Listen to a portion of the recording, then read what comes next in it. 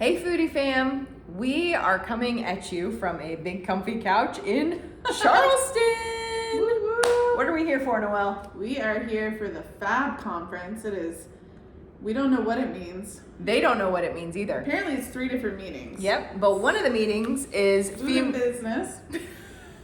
food and beverage and females in business. Oh, yeah. And business. Not food and business. We don't really know, but we're fabulous. We're feeling fabulous. And we love it. We're loving this conference. We're on day 2. Tomorrow is our last day. It's a lot of cool classes.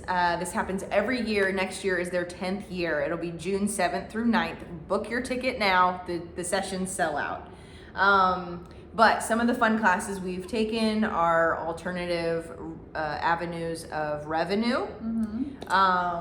Recruitment and retention. How to bring customers in the door. How to tell your story. And how the policy in the recent Climate administration change, how that affects restaurants. And also leading with authenticity. Yes. These are just some of the classes we've taken. We're so excited to bring it back, hash it out with my dad and our team, and bring some new improvements, some new specials, some new things to Sassool. So we're super happy. Keep your eyes out for some new stuff. So anyway, we have been busy, as we have been every month this year, visiting some new restaurants that have opened.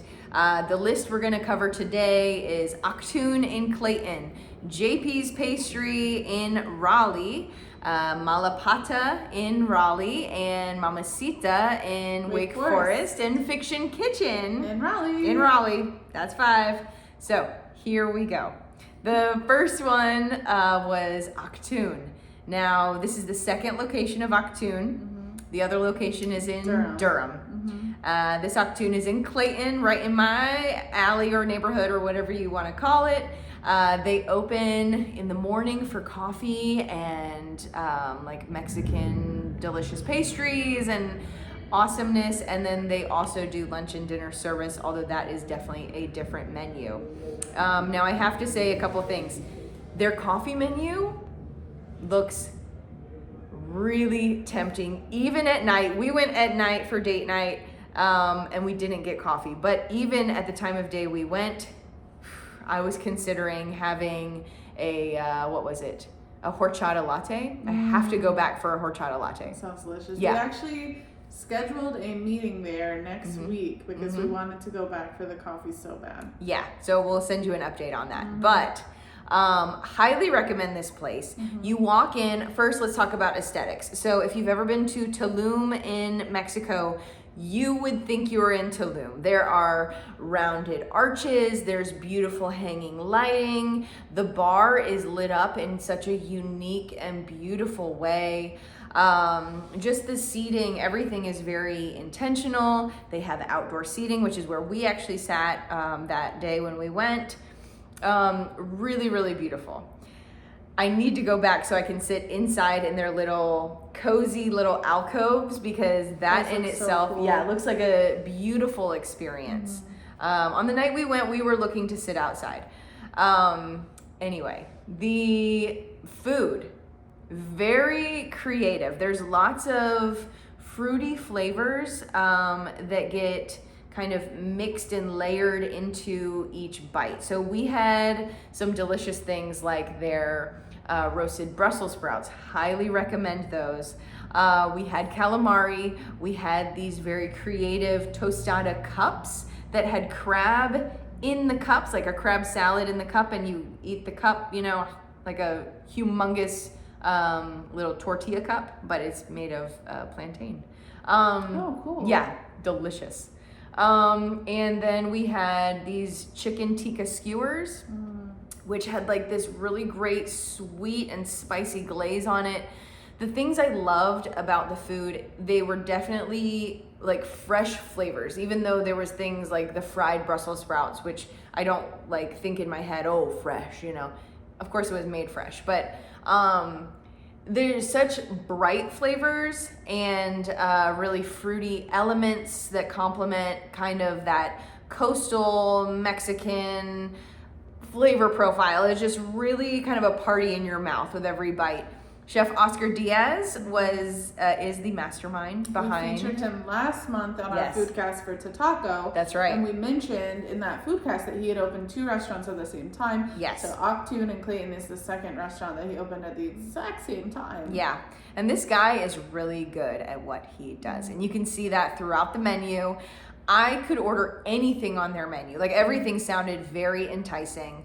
The drinks. So this is something I want to go back for.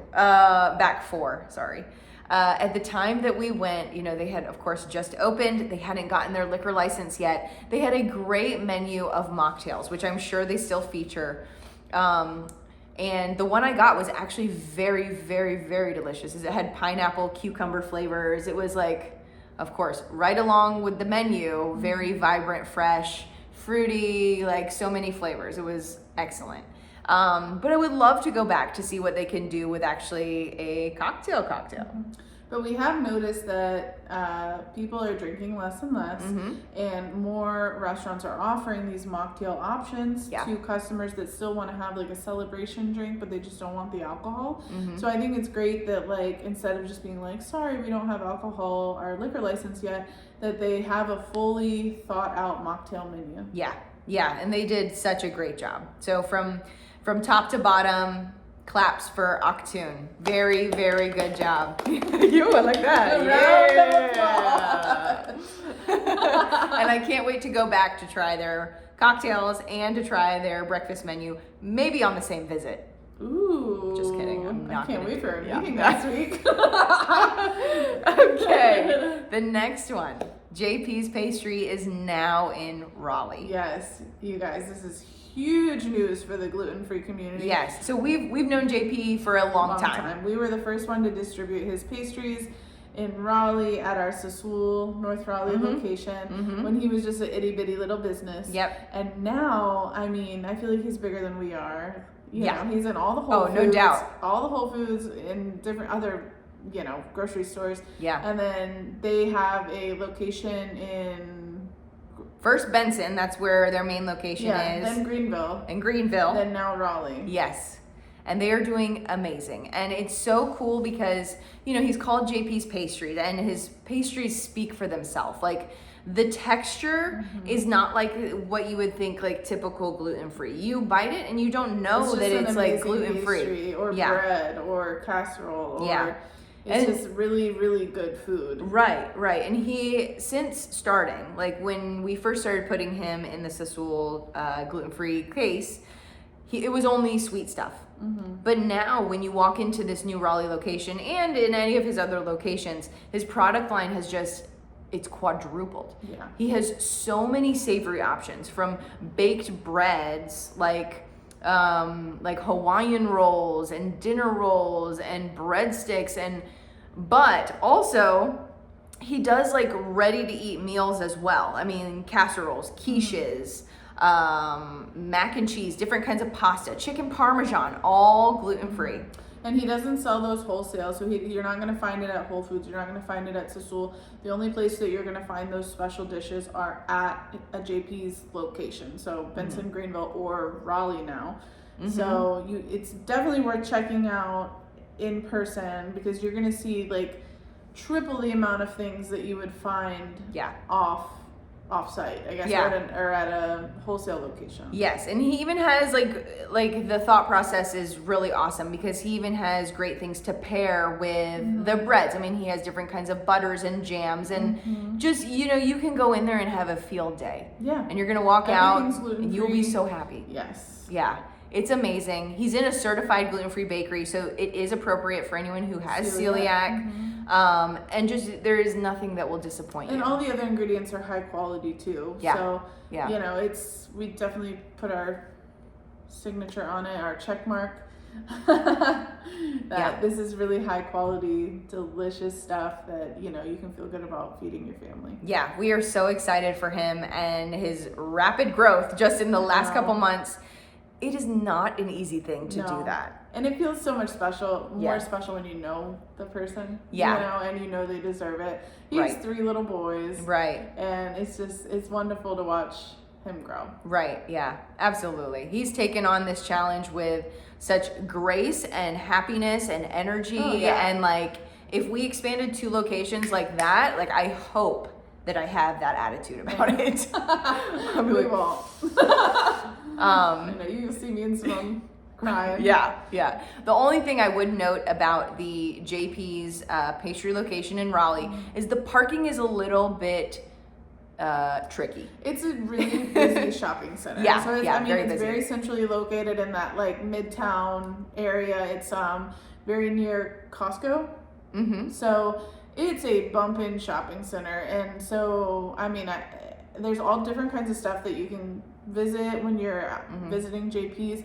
But maybe plan to go during an off time, not at lunch or dinner. They time. also said on the weekends, some of the places in the shopping center are closed. So on the weekend, like you think it's going to be busier, but that might be the time to go on the weekend. Yeah. Or in like kind of off hours or something. I mean, we went during lunch hour, I think. And we were still, of course, able to find a spot. Yeah. We just had to walk a little bit. Right. But, I mean... It's worth it. Definitely go. Yeah. Yeah. Good job, JP. Yes. This is our new thing. This is our thing. Yeah. No, just for this episode. We won't keep doing it. Okay. So the next one was Mamacita, which is in the super the new Gateway Plaza it's shopping like the place center. To be. I don't know if any of you guys are Raleigh natives. Yeah. But we are Raleigh natives. Yeah. And this shopping center was so sketchy. Like, was it even a shopping center? It was. Yeah. But it was like, there wasn't anything that you would ever go to. No. You know, it was like just like weird stores. And then, was it Bolted Bread? Bolted Bread was, I think, Bolted the first Bread was one. the first one. And they had like it's part of this transition. This shopping center. And now they built out like a whole separate part, like Mamacita, Fiction Kitchen. Dogwood Country Club. There's the museum bar, or I don't know what that is. Bar. Yeah. It's all in a newly built out area that, I mean, they prioritize, like, it seems like murals. Yeah, and just it's like, artsy. Yes. The structure looks So modern, cool. very Not sketchy updated. anymore. No way. No way. And plenty of parking too. Yes. This is definitely a shopping center you should visit. Yes. And we went on a double date night to Mamacita because we both couldn't decide who's going to experience it first. No, we were so excited because there was so much like lead up and press to this. Yeah. The team had done many pop-ups like a year in advance, getting ready for Mamacita to open, and they would, do these pop-up events and feature some of the menu. And the whole thing about Mamacita is it is bad luck. Well, that's what it means in Spanish, but they're highlighting the different ways you can use masa. Yes. And everything is around masa. Yeah. Well, I think it's cool. So I first became aware of it when I went on a food tour in Durham. So I have a little supper club with my friends, and in August we were like, let's do something different. Let's book a food tour. So we booked a food tour in Durham, and one of the stops was Exvoto, which is a location at the Durham Food Hall, and one of the owners or two of the owners or something own Exvoto. And when we were trying the crunch wraps that they feature there, which are freaking amazing, you guys have to go to the Durham Food Hall for a crunch wrap. They told us, we're opening Mamacita, it means bad luck, and all the backstory. So since then, I've been waiting for this place to open. Yeah. And they have like the team of ownership, it's like 5 owners, something like that. all stars, like all of these and when we went, individuals, at least 3 were there. Yeah, are food rock that we stars. Saw. Right. I mean, they are doing an amazing job of kind of hovering on the opening weeks. Now they've been in it a couple months, but they were really very dedicated to end-to-end great customer service, great looking plates, fast service, and just really getting our feedback about everything, which I really appreciated. And I think this is super important for first impressions, especially in the first couple weeks, that the owners or management team is really hovering on every moment. Yeah. Because there's a lot of learning that happens in those couple weeks. You have to teach your customers. So one thing I will say is that it is a very small menu. So they give you a 1-page menu, and half of the menu is drinks, and then the other half is food. And so my initial impression, I was like, where's the rest of the menu?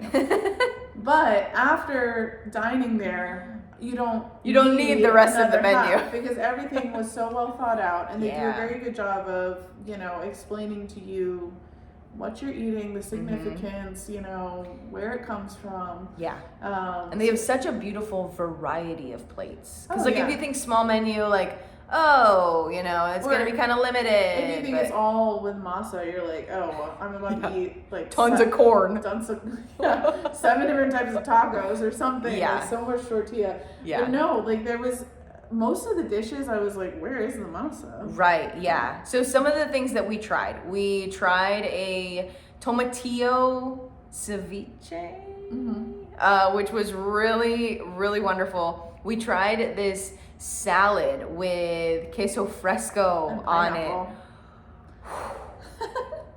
It like order that. It seemed a little weird, right? Yeah, but we ordered it, and that was like the favorite dish. Yeah, we were like, we know why this is on the menu. Yeah, because it's phenomenal. We got these pork tacos that it was like everything was pork. So like the tortillas were dipped in pork fat. Yeah. And then there was pork inside, and then it was like topped with chicharron. Yeah. And it was like pork, and masa in the tortilla, of course. Yeah. But man, it was so good. Yeah, pork overload, but in a good way, in the best way. Yeah. And there was taquitos that we tried. There was the guacamole. Oh, dude. Literally, me and Simone were like, this is the best guacamole we've ever had. Yeah, and they had like the homemade like large tostadas, which were really great. The texture was amazing. I mean, like there was nothing that like, so I've had stale tortillas before in many forms, the soft ones, the hard ones, the chips, you know, like they're easily become stale, but you could tell that everything was super fresh, and their commitment to quality was very evident. Some other things like Roberto had that plate of like the meat assortment, which was great. Definitely order that. Like, so it was a lot of small plates, I think. Like nothing was like humongous. Nothing was humongous, but nothing was like too small where you're like, what? You know?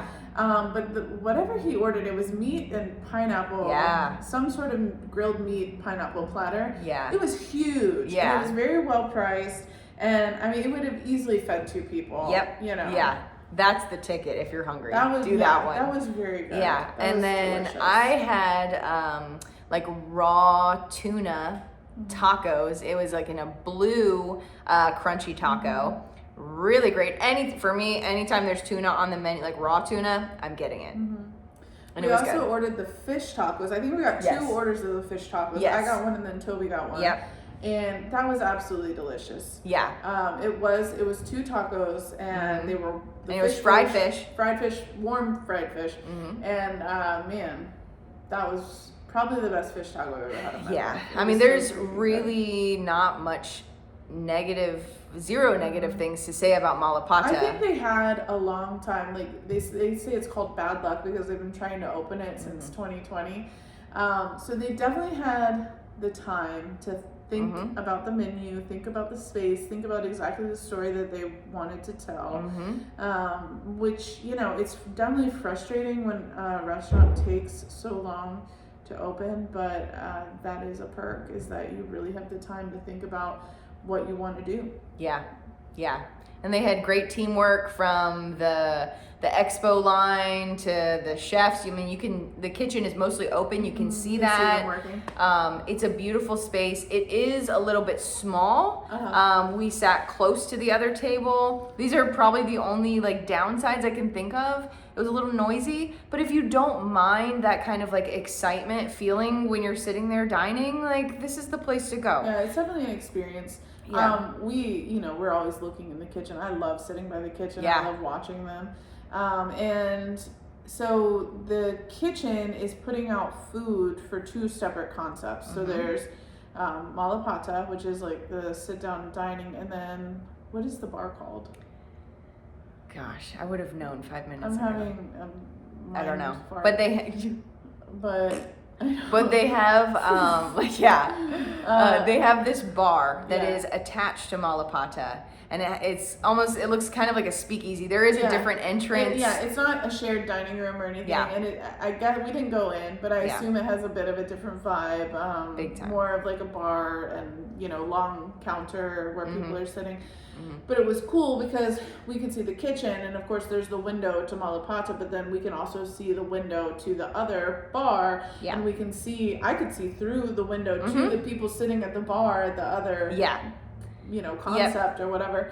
So that's very cool. Yeah, it seems like they really have it down, kind of being able to provide food to the bar and to the sit down area, and being able actually to name the bar a different thing as well. I mean, that kind of maximizes the excitement of opening the new concept, is like you have two different things. I mean, it would be nice to go back and go to the other concept to see if there is a different menu, or if it's just the same menu, different setting. Yeah. We should have dived into it a bit more, honestly. But I didn't quite, like, what in my mind, I'm like, oh, it's all the same. It's all the same. It's just a little bit of a different seating area, or it's like you can sit at the bar and it's this, but you sit in the dining room and it's I don't know why I thought that. I wasn't expecting it to be two separate entrances, two separate concepts. Yeah, it was unique. It was very unique. And we haven't even talked about the drinks. We'll try to keep it short and sweet, but dang. Yeah, so like we said, the other half of the menu was drinks. And they've had a full 4 years to think about those drinks. And they went down very smooth. They did. Yeah. I'm not even sure what I got. It was like mezcal with cucumber. Man, I got a spicy margarita, and it's probably the best spicy margarita I've ever had in my life. It was actually spicy. It was spicy, but not like where you're like, I need water. I mean, it was like so pleasantly spicy. There was also a flavor of, maybe it was cucumber. It was something greenish. Phenomenal. I got one because I was like, I cannot do more because I will keep going. So I practiced moderation. I know, Mom, you're going to watch this. You're going to be really proud of me. But man, it was so good. The drinks were strong. Yeah. Even with all the food that we were eating. Yeah. Both of us had one drink and we were, yeah. So yay, Mamacita. Yeah. Okay, go there soon. Yeah, check it out. Yeah. It's very cool. It's a cool shopping center, and it's, a new part of Raleigh, so check it out. Absolutely. Next up is Mamacita. So, like we've talked about before, I live up north. And so Wake Forest is actually 30 minutes from where I live. I live that much up north. But it was a new Mexican restaurant that has opened in Wake Forest, and there's a couple locations though, right? So the concept itself has multiple locations. I think this location it's 4th or 5th. But what's weird is that they are opening another Mamacita, same owners, same menu, 5 minutes away, and it hasn't opened yet. Same road too. Like off the same road. Yeah. So I don't get that. It's great food. There's a mystery. I want to speak to the owner and be like, what are you thinking? Do you think you're going to not have an overlap of customers? Or maybe it is going to be a tweaked concept. Maybe one will be, I don't know. But it definitely is the same owners, same name. So it'll be, I want to check it out when the second one opens. But like with us, with Sassool, like we definitely overthink about where we would placement of location, and like not wanting to steal customers from ourselves, right? Yeah, you never want to do that, right? So I don't know. I'm very we are very sure there's a good reason. I'm very sure there is.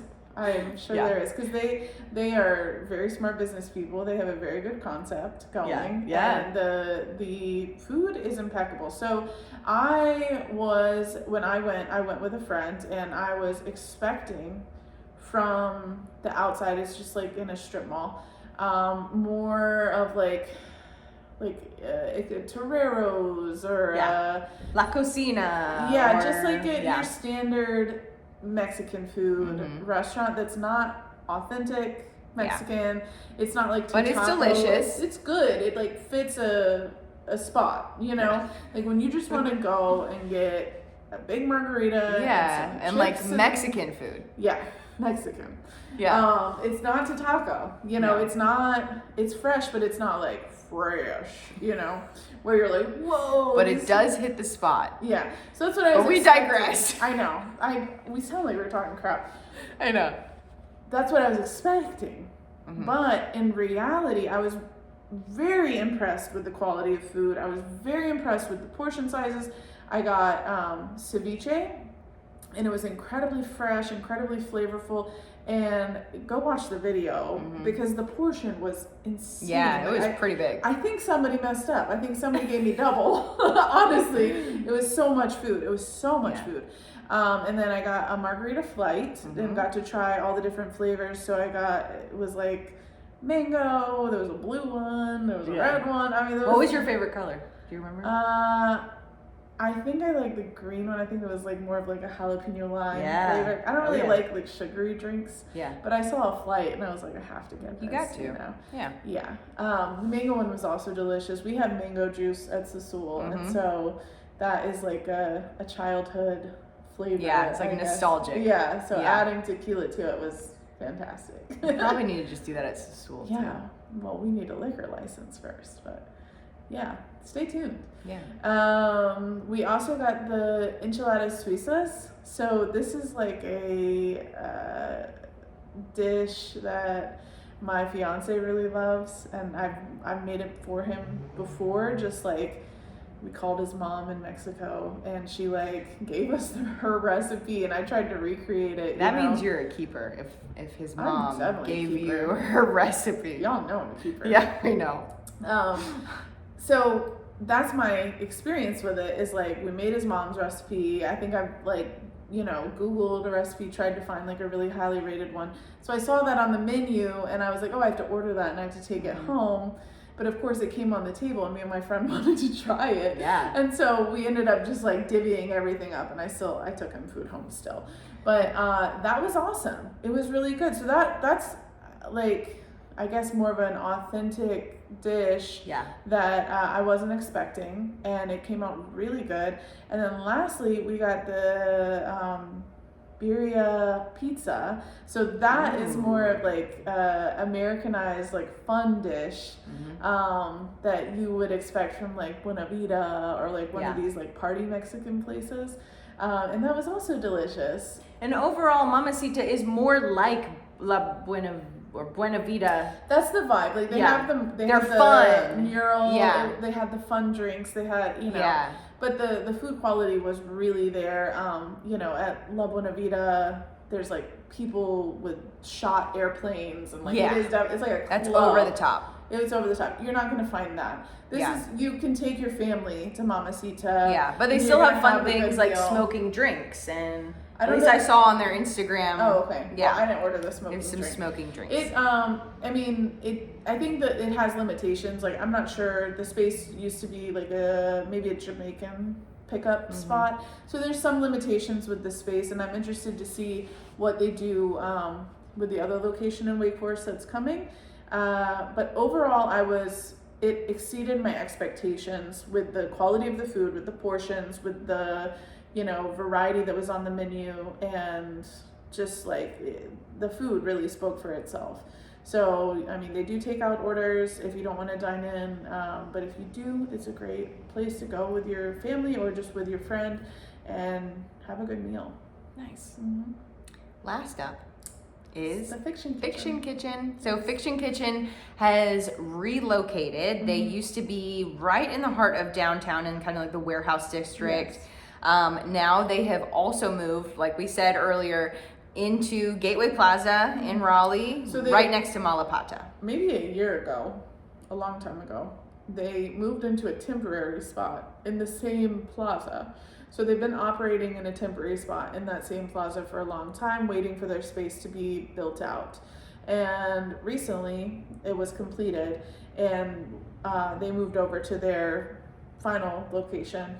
And it is connected to Malapata, so there is some shared aspects of the two restaurants, like shared bathroom space. And then I think you said there's a shared dishwasher area. That's what I listened to a podcast with Caroline, the chef and owner, and she said that there was a shared dish space. So maybe we think so. Yeah. We'd love a tour of the kitchen. Oh yeah, Caroline.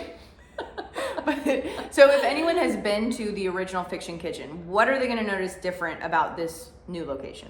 So it's a much bigger seating area. Yeah. So I think that was their main challenge when it came to their original location, is just the space, because they were so popular, so many people wanting to eat there, that, you know, it was like always a wait, or you know, I think they even stopped taking reservations at some point. Yeah. Don't hold me to that. Fiction Kitchen is all plant-based, is that right? It is. So it used to be vegetarian and vegan, and now it's just vegan. Okay. So it's a really great mix of like the imitation meat, like fried chicken or barbecue or meatloaf or whatever else, kind of like mimicking comfort foods, classic comfort foods that you would, like, if you were a vegan and you missed it, like, you can get those there. But what I really like is that the other half of the menu is just like very vegetable forward, very, you know, they're not trying to make a meat dish into a vegan dish. It's just letting the flavors of the vegetables shine, you know? Yeah. So I love that there's a balance there. I think a lot of places, they kind of do one or the other. They don't mix it. Yeah, I think and I think she does a really good job of balancing that. Yeah. And I know that she uses like local produce and follows a very seasonal kind of menu with some of the specials, so that she can highlight seasonal vegetables. And I'm super excited for Fiction Kitchen to be able to have a bigger space to accommodate more people. The space looks very artsy. It kind of looks like a lounge that you'd go to within a museum. Like there's just kind of art pieces, and the lighting is very interesting, and it looks super beautiful. Your plates that you guys had looked amazing. I'm excited to try it sometime soon. Yeah. So, vegan or meat eater, it doesn't matter. Yeah, you're gonna be pleased. So, claps for Fiction Kitchen.